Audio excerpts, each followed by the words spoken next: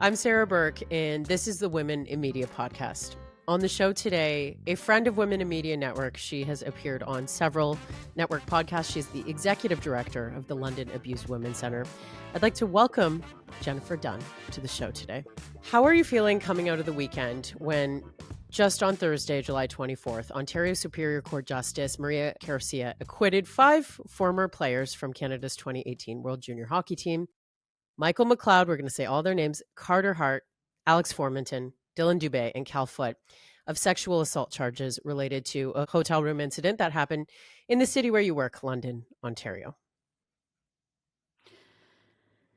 Oh, Sarah, I feel like the last 4 days I've referred to them as some kind of alternate reality because it's like, what world do we live in where this just happened? Not the acquittal, not, all 5 of them being found not guilty. We kind of figured that that's what was going to happen, but the 5-hour reading of the decision where there were multiple rape myths, where there was a complete lack of trauma and violence informed support or care or recognition of that maybe being a possibility. I've been finding it very difficult, which is so odd because I live and breathe the work that I do, right? So what I do for work is also what I believe personally, but I'm like, I don't want women to be discouraged about coming forward or telling someone about what has happened to them for fear of being not believed or basically what happened to EM, right? And so Yeah. I'm like, what can I say that is not what I've been feeling to be a broken record for the past kind of 5 days of like, women need to know they're not alone. Women need to know that they will be believed. When what I really want to say is, I'm pretty sure I sat in that courtroom for 5 hours just to hear the judge say that EM was asking for it. And that is the most discouraging thing I have ever heard in my entire life. I felt sick. I felt, like we're living in this alternate reality where I thought there was progress being made. And we're like a bunch of steps back now. Yeah. And it was so discouraging, so discouraging. What I used to call our justice system, which I will now call our legal system because there's no justice in the system. So it's discouraging, but there is also still hope, right? There's going to be action taken from this. There will be so many things that we're going to do. The way that community showed up in London, Ontario, in front of that courthouse every single day EM was testifying, every single day she was on the stand. I think on maybe the rainy, cold day, there was 40 people, and that was the least amount of people we had out there. And on Thursday, there were over 100. Like that showing up, and EM knows that we were there. Yeah. And to hear her lawyer say she wanted to make sure that we knew that she saw us, I would do it all over again. So, as the executive director of the London Abused Women's Centre, or any organization that sort of operates like this, maybe tell people about the day-to-day work that you do and then where you step in to really support when there is something this big going on. That's A, yes, in the community, but B, on the national stage too. So day to day, our organization provides service to women and girls that have been subjected to violence, intimate partner violence, trafficking, harassment, sexual assault. And we provide long-term ongoing counseling and support, and really and truly operate in a way where we meet women where they're at. So whatever that means for them. And what that really means is if a woman comes to our office and they need help with housing, we'll help them with housing. If they need safety plan because they are living in their home with their abuser and they just need the safety plan around that, that's what we'll do. We really put women in the driver's seat for them to be able to figure out what they want to do, and we help them navigate those systems. And Yeah. How long have you been in your role now? I have been executive director for 4 years, but I've been working at the London Abused Women's Centre for 14 years. So going back to 2022, The case is being reopened in part because of the advocacy of the London Abused Women Center during that time and the Violence Against Women Advocate Case Review. Can you tell us a little bit about that case review? I don't know a lot about that. Yeah, so the work that we do is we literally review sexual assault cases that are deemed to be what used to be called unfounded, not enough evidence to proceed, or just that the investigation of the case stopped in some Mhm. way. And so the Sexual Assault Case Review Committee has trained reviewers that go in once a month to the police station and literally sit there and review the sexual assault cases that this has happened with.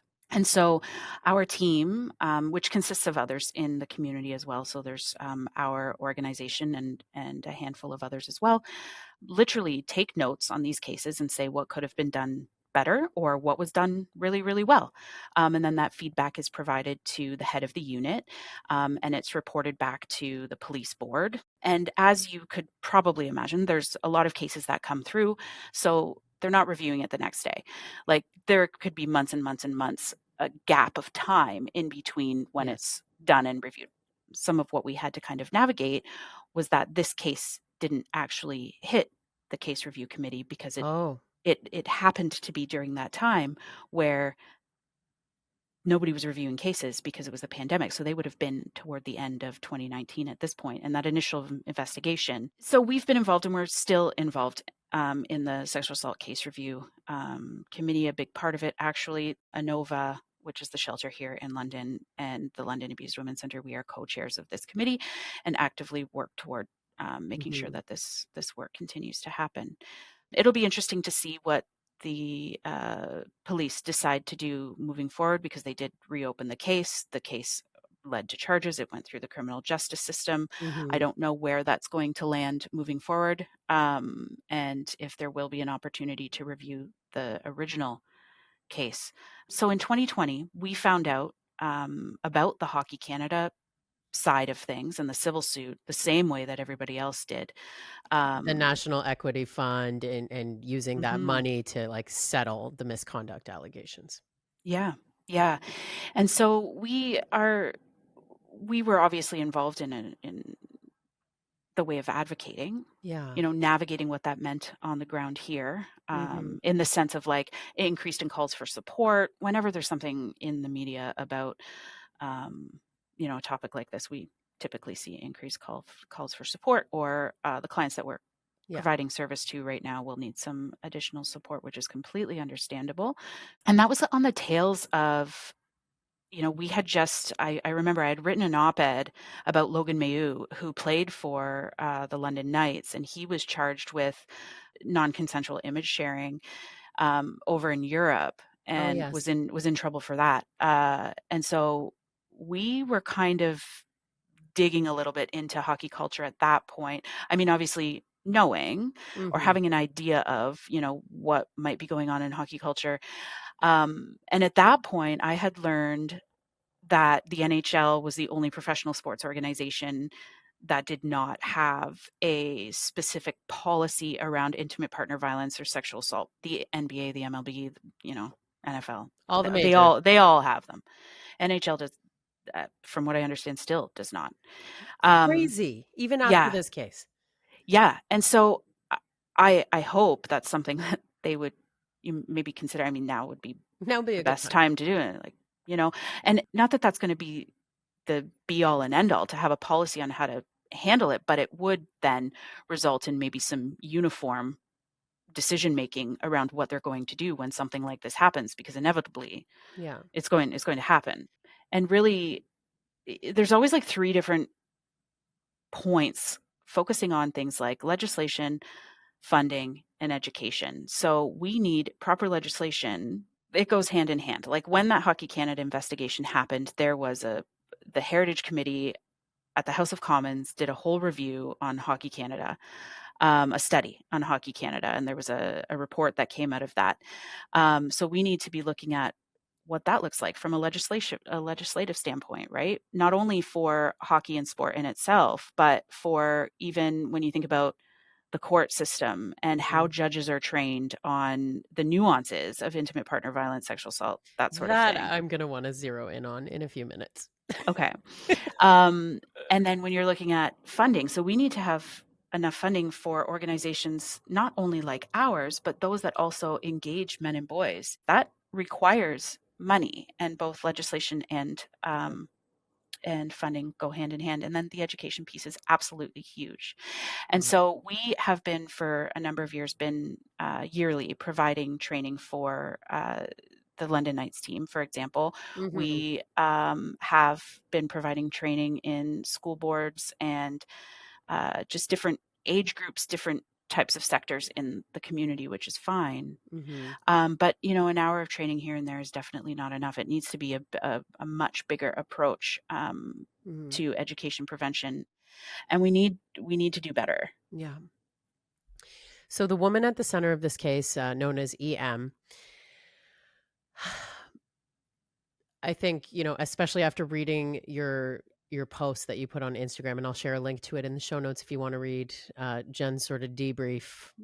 The piece you have flagged as the most disheartening is how the judge stated that EM was not credible or reliable with her evidence, especially when we're talking about a case that involved alcohol. And we know when we're talking about trauma, we know this, whether it includes hockey players or not, that memory can be impacted.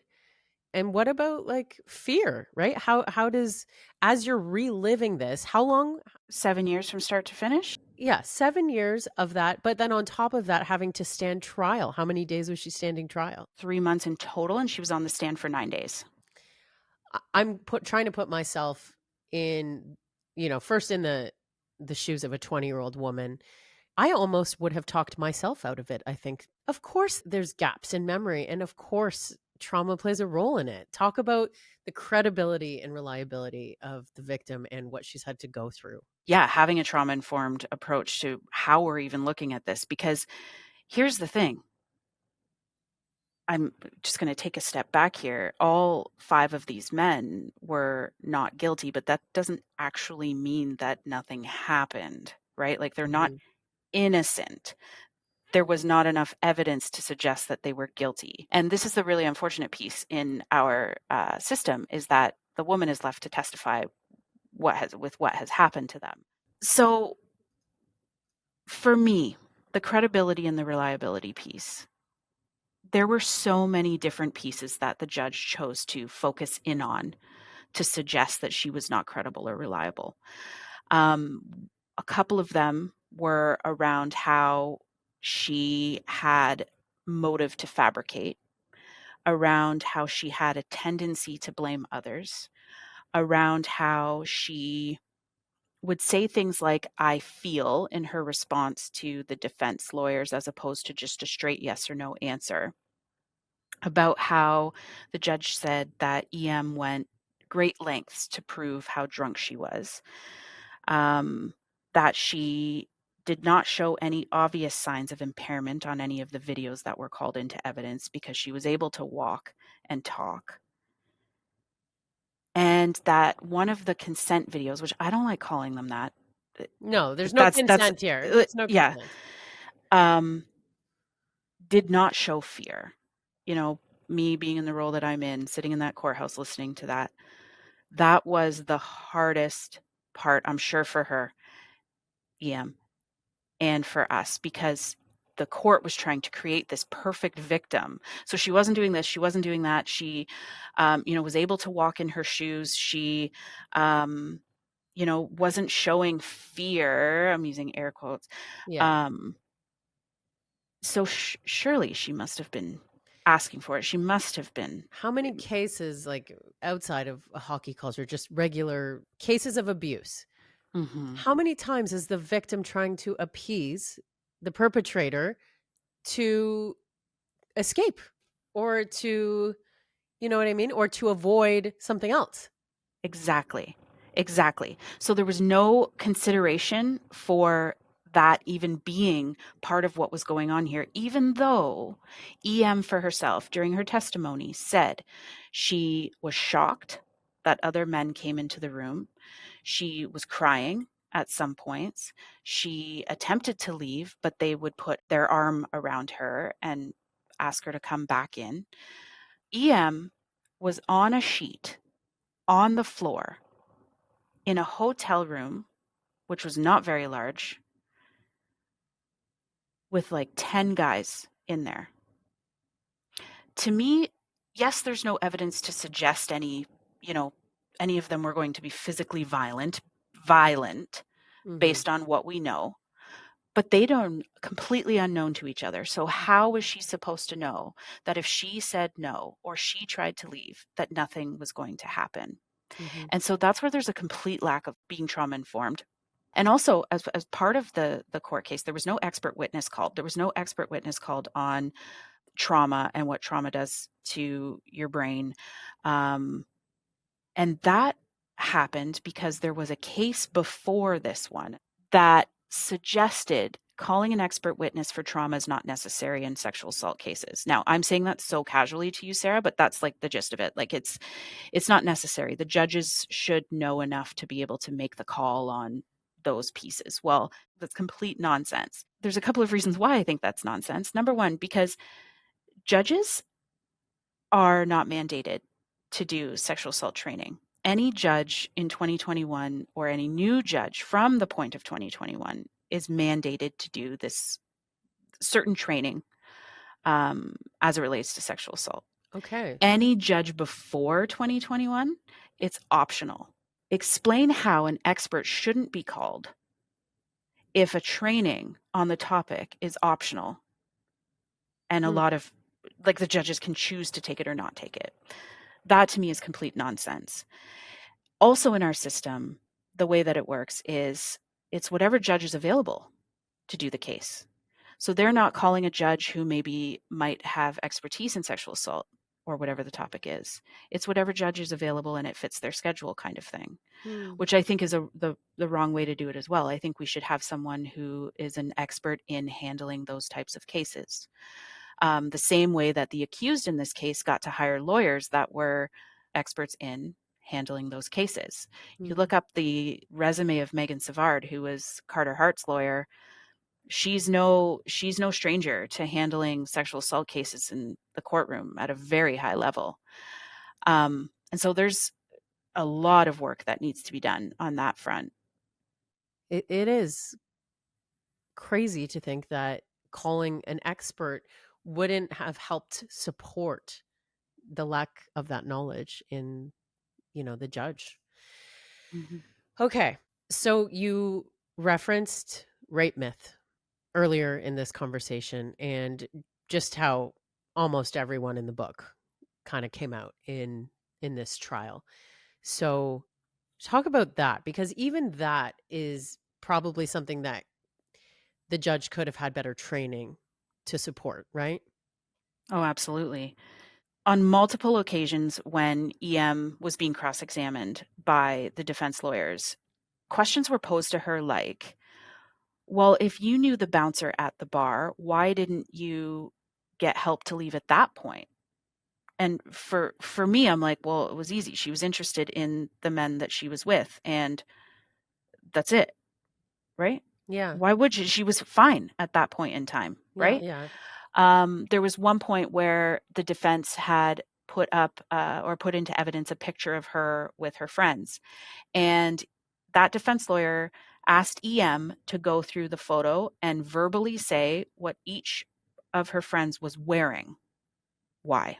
Yeah. Why? What purpose? What purpose did that serve? There was another question at one point about whether or not she found the men at the bar to be attractive, and if she found all men who were tall or met the same description to be attractive.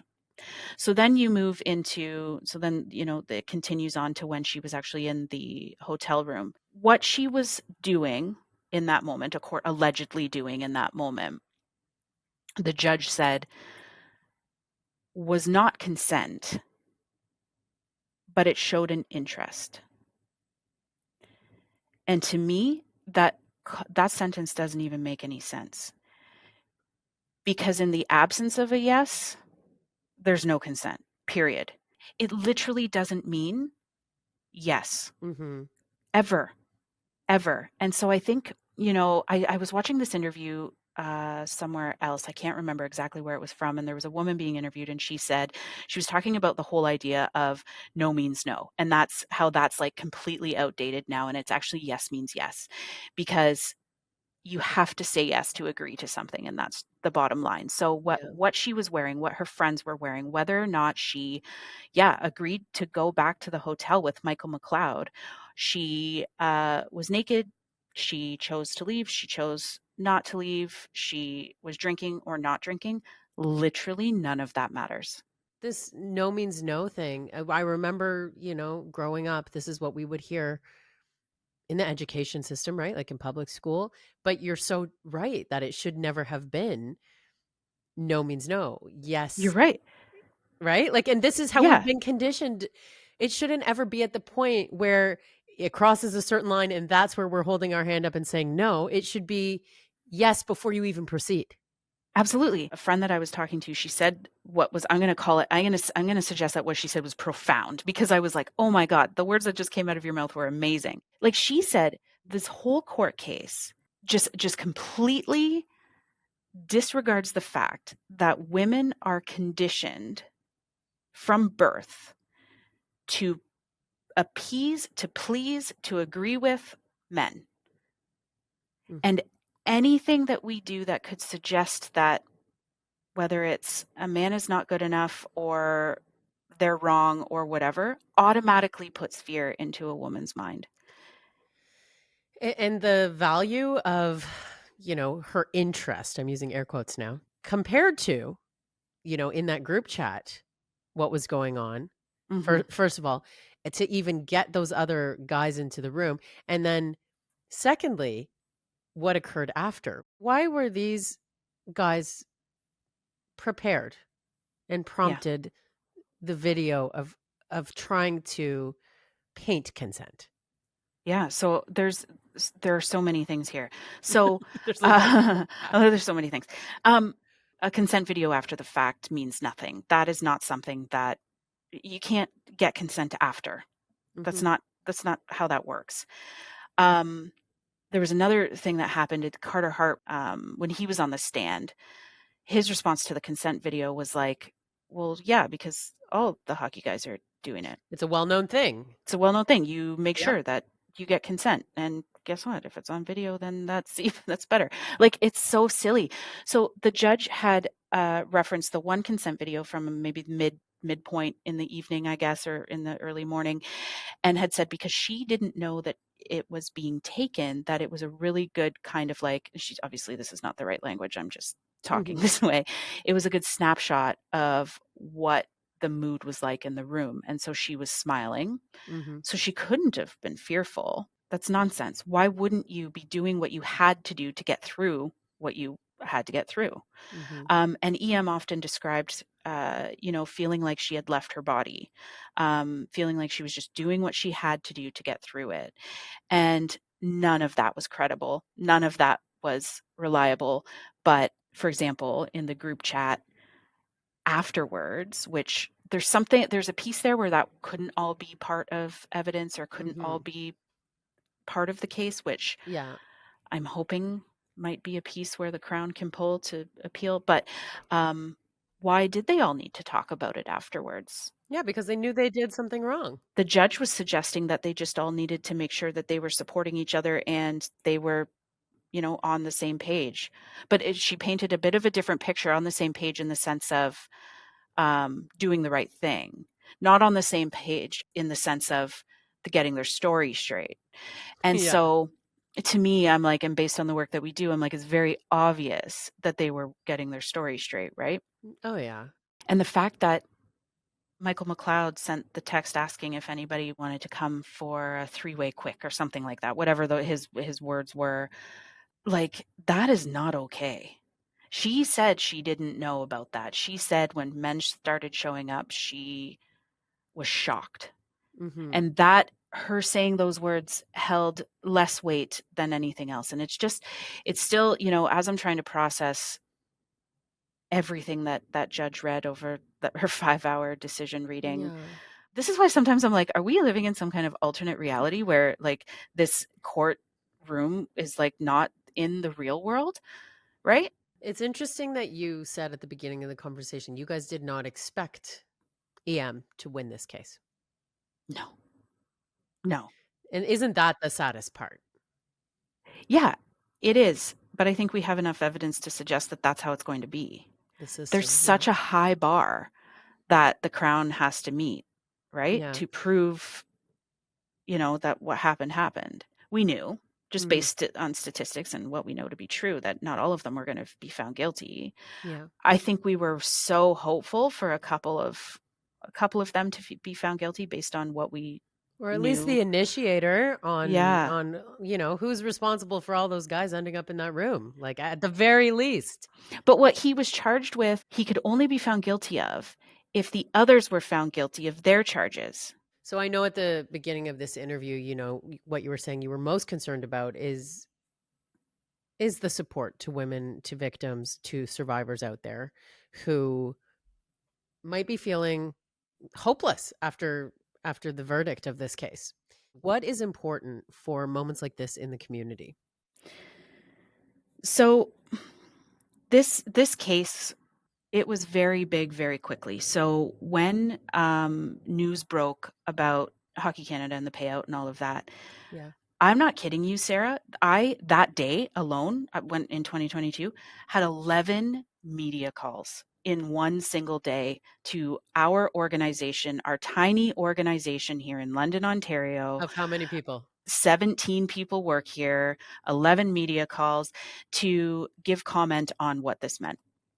And the impact on EM and how this could possibly be for her as one single person having to endure not only what happened to her in 2018, but then the police investigation, and then the Hockey Canada piece, and then the police wanting to investigate again. That's a lot. We just knew we needed to show up, not to heckle or intimidate these men walking into the courtroom every day like they Although their suggested that we. defenses painted that Oh, that absolutely. picture. We were intimidating, and we were, what's intimidating? Being a single woman in a hotel room with 10 men. That's what's intimidating.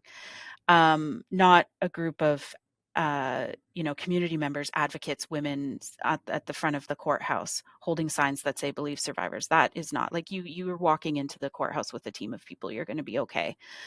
And so we decided to do that, very community based. People would show up with like donuts and coffee, and there was a chalk artist that came and drew on the sidewalk. Like, it was very much to show women that they were not alone. That was That was why it. we wanted to be there. That's it.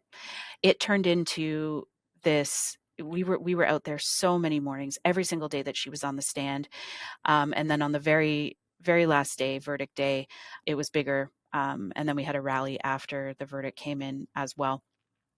And that's why we decided to do it, making sure women know that they're not alone. And regardless of if they want to report to police, do not want to report to police, they want to choose their own journey to justice, whatever it means for them. They want to access service at an organization like ours, that there is someone there available when they're ready. Right. And that while this decision and hearing about all of this in the media, seeing the stories as EM was on the stand, while all of it is unbelievably heartbreaking and discouraging, we still have work to do, and we're still here for them, and we can make sure that they get the help that they need, whatever that looks like. I want to read some of your posts here. So on Thursday, July 24th, I walked out of that courtroom at the end of the day after all 5 men had been found not guilty, and I heard, "Jen, do you have a comment?" And I was asked what I think of the verdict. Easy. I knew what words to say. No problem. London Abused Women's Center needs women to know they are not alone, that we are here for them, even when the justice system isn't. We will support them in whatever their journey to justice is. And then you go on to say later in this post, I'll say it loud for everyone in the back. Only yes means yes. And unless you have a yes, you should be assuming it's a no. Going home with someone doesn't mean consent. You go on to say being naked doesn't mean consent. Consenting to one sexual act doesn't mean consent for anything else. Please teach your kids this, folks. And you say buckle up because of how much work that there is to do. I laughed because I know how passionate you are about all this stuff, and your work is important, but you also have 2 boys that you're raising at home who will be the hockey players of tomorrow. My kids are 10 years old right now, and the biggest conversation in our house is respect. And that's respect from anything to like, okay, you didn't put your cup away, so that means somebody else has to do it then for you. So let's try to be mindful of what is going on and what you're doing and what you're capable of and what your responsibilities are, right? Pay attention to the fact that this is being talked about so much, and why not use this as an opportunity to, or leverage this to have a conversation with your kids about what it means to be kind and teach people about respect and about consent, age appropriate. Like, you can have age appropriate conversations about consent from such a young age, whether it's like, you don't want to hug that person, that's okay. You don't have to hug that person. I think that people are talking about that more now than ever. And it sounds so basic, even coming out of my mouth. But we also need adults from other areas of people's lives doing the same thing. Like, because these young men who, well, they're not young anymore, who are at the center of this case might grow up and be coaches themselves. Wherever these men go, I hope that they did learn. I hope that men that are watching them or who maybe idolize them or whatever are also watching this and then don't get themselves into a situation like this.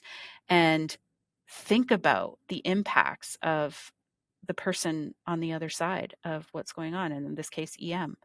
So let's go back to the very basics of all of this and teach our kids how to be kind, how to be respectful. And just because you have a uniform, this is to the hockey parents, and I know there's a lot of them in Ontario. You need to have these conversations with your kids at the moment you're enrolling them in a team sport. Wearing that uniform does not entitle you to anything different.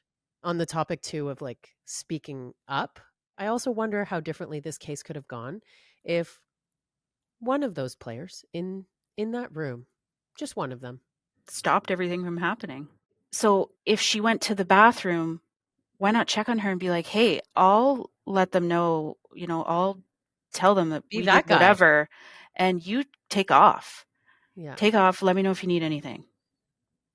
Why did nobody think of that? There are some serious concerns that we have, and we need to move forward and try to make this better for other women that are just inevitably going to have to go through the same thing. This cracks open a new chapter in hockey culture. And I'm proud to know you. I'm proud of the work that you're doing. The Women in Media Network, whenever possible, donates proceeds to the London Abused Women's Centre because I know how important the work that they are doing is. And thank you for walking us through, how you've been feeling coming out of the verdict on Thursday, spending a little time with us today. Well, thank you. And I have known you for a while, Sarah, and you have always been so supportive of this work and using your platform to talk about it because it means so much. There are so many people that are going to listen to this who might not have heard otherwise, and that's why we do it. So thank you so much. That's why we do it. Well, I hope that this week you get a little time to debrief, and for anyone who is experiencing abuse, need some help, we'll have all the links to London Abused Women's Centre and other resources suggested by Jen and her team in the show notes. Thank you.